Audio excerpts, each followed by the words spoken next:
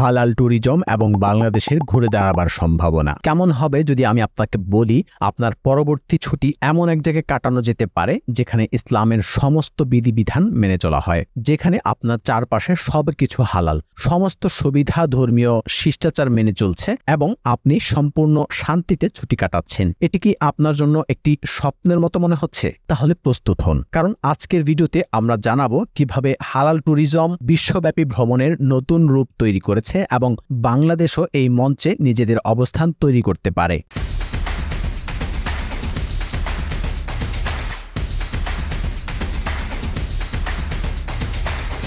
পর্যটন শুধু একটি দেশকে সমৃদ্ধি করে না, এটি দেশের অর্থনৈতিক উন্নয়ন এবং দারিদ্র্য দূরীকরণেও রাখতে পারে বিরাট অবদান। হালাল ট্যুরিজম হলো এমন এক ধরনের পর্যটন যা ইসলামের বিধি নিষেধ অনুযায়ী চলে। এতে থাকে অ্যালকোহল মুক্ত হোটেল, পুরুষ ও মহিলাদের জন্য আলাদা সুইমিং পুল এবং স্পা সুবিধা।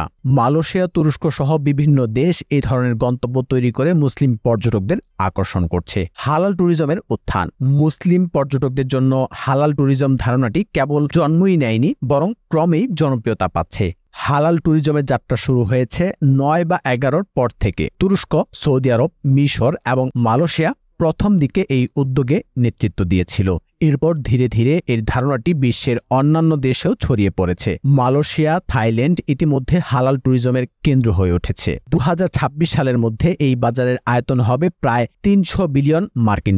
গ্লোবাল মুসলিম ট্রাভেল ইন্ডেক্স অনুযায়ী মুসলিম পর্যটক আয় বৃদ্ধি এবং হালাল সেবা সহজলভ্য হওয়ার কারণে এই বাজার দ্রুত বৃদ্ধি পাচ্ছে। ইসলাম হল বিশ্বের দ্বিতীয় বৃহত্তম এবং দ্রুত বর্ধনশীল ধর্ম, সুতরাং হালাল ট্যুরিজমের গুরুত্ব এখন অনস্বীকার্য।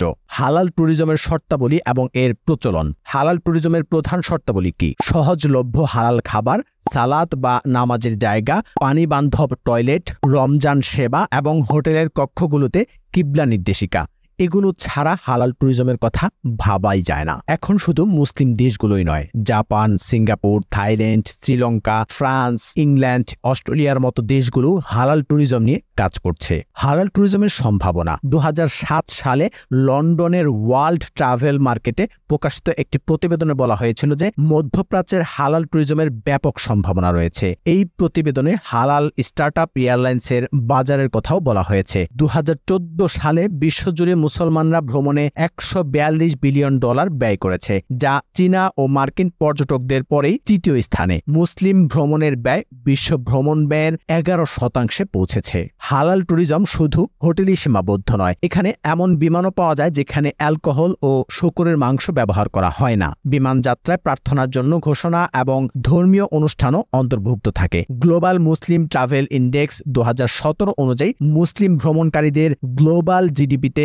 $১৫৬ বিলিয়ন অবদান রেখেছে এবং ২০২০ সালের মধ্যে $২২০ বিলিয়ন উন্নতি হওয়ার লক্ষ্য রয়েছে। বিশ্বে হালাল ট্যুরিজমের শীর্ষ গন্তব্য। মাস্টার কার্ডের সহযোগিতায় জিএমটিআই প্রতি বছর সেরা মুসলিম ট্যুরিস্ট ডেস্টিনেশন নির্বাচন করে থাকে। গত ৮ বছর ধরে মালয়েশিয়া শীর্ষস্থান ধরে রেখেছে। এরপর ইন্দোনেশিয়া, আরব আমিরাত, তুরস্ক, সৌদি আরবের নাম আসে। ওআইসি দেশসমূহের বাইরে প্রথমেই সিঙ্গাপুরের স্থান। তালিকায় আরও রয়েছে থাইল্যান্ড, যুক্তরাজ্য, জাপান, তাইওয়ান, হংকং, দক্ষিণ আফ্রিকা, জার্মান, ফ্রান্স এবং অস্ট্রেলিয়া। সাম্প্রতিক বছরগুলোতে থাইল্যান্ডে মুসলিম ট্যুরিস্টদের সংখ্যা আশানুরূপভাবে বেড়ে গেছে। ব্যাংকক পোস্টের প্রতিবেদনে জানা গেছে থাইল্যান্ড সরকারের উচ্চ পর্যায়ের পরিকল্পনায় এবার দেশটিকে হালাল ট্যুরিজমের কেন্দ্রে পরিণত করার নির্দেশনা দেওয়া হয়েছে। থাই প্রধানমন্ত্রী শ্রেথা থাভিসিন পর্যটন সম্পর্কিত সংস্থাসমূহকে নির্দেশ দিয়েছে মুসলিম বান্ধব গন্তব্য হিসেবে দেশটিকে তুলে ধরতে। বিশ্বজুড়ে হালাল ট্যুরিজম শিল্প দ্রুত বৃদ্ধি পাচ্ছে। চলতি বছরে প্রায় ১৬,৮০,০০,০০০ মুসলিম বিশ্ব ভ্রমণ করবেন বলে আশা করা হচ্ছে, যা প্রাক মহামারীর স্তরে তুলনায় ১৫% বৃদ্ধি পেয়েছে। থাইল্যান্ডের মুখপাত্র চাই ওয়াচারঙ্কের মতে এই বৃদ্ধির পেছনে একটি বড় কারণ হল থাইল্যান্ডের বহুসাংস্কৃতিক পরিবেশ এবং মুসলিম বান্ধব সুযোগ সুবিধা।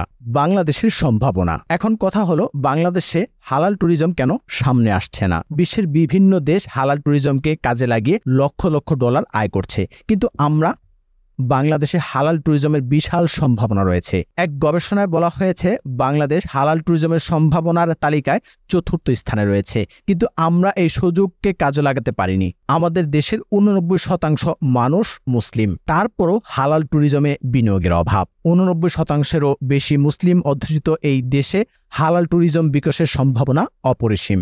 আমাদের রয়েছে হযরত শাহজালাল, শাহপরান, শাহ মাখদুম, শাহ আমানতের মাজারের মতো বহু পুণ্যভূমি, টঙ্গী তুরাগ নদীতে ইস্তেমার মতো বৃহৎ জমায়েত। এসব মসজিদ ও মাজারকে কেন্দ্র করে পরিকল্পিত ট্যুরিস্ট স্পট হিসেবে গড়ে তোলা সম্ভব। প্রয়োজন শুধু সঠিক উদ্যোগের। কোভিড-19-এর কারণে বিশ্ব পর্যটন শিল্প কিছুটা থমকে গিয়েছিল, কিন্তু 2021 সাল থেকে এটি আবার ঘুরে দাঁড়াচ্ছে। মুসলিম পর্যটনের ক্রমবর্ধমান সংখ্যা এবং হালাল সেবা সহজলভ্য করার কারণে এই বাজারের সম্ভাবনা বেড়ে গেছে। বাংলাদেশে যদি এই সম্ভাবনাকে কাজে লাগায় তাহলে আমাদের অর্থনীতি এবং কর্মসংস্থান উভয়ই লাভবান হতে পারে। তাহলে আপনারা কি মনে করেন, হালাল ট্যুরিজম বাংলাদেশে কেমন সম্ভাবনা নিয়ে আসতে পারে? কমেন্ট করে আপনার মতামত জানাবেন এবং অবশ্যই পরবর্তী আপডেট পাওয়ার জন্য কিন্তু চ্যানেলটি সাবস্ক্রাইব করে রাখতে হবে, অথবা আমাদের পেজে লাইক করে রাখতে পারেন। ভিডিওটি শেয়ার করতে পারেন আপনার পরিজনের সাথে। রব্বে কাবার মেহমান হিসাবে আপনার আগ্রহকে বরাবরই মূল্যায়ন করে আজওয়া হজ এজেন্সি। চাহিদা অনুযায়ী উমরাহ প্যাকেজ বুকিং করুন এবং আপনার যাত্রাকে করুন ভাবনাহীন। এছাড়াও আজওয়া হজ এজেন্সিতে হজের প্রাক নিবন্ধন চলছে।